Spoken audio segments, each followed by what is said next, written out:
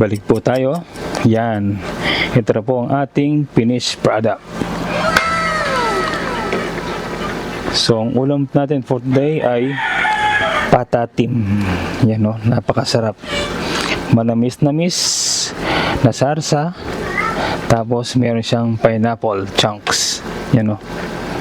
Panalo yan sa kahit anong okasyon. Yan po o. Sana meron po kayong nakuhang idea kung paano lutuin ang aming recipe for today. Yan. Ini-invite ko po kayong mag-like, subscribe, at i-share ang aming mga videos sa mga kakilala nyo sa YouTube, sa Facebook, sa TikTok. Yan. Sana nakatulong po ang aming recipe sa inyong pang-araw-araw na ulam. Especially sa mga special event like birthday, binyag, kahit ano pang okasyon. Pwede po ang aming recipe nito. Yan, hanggang dito na lang po.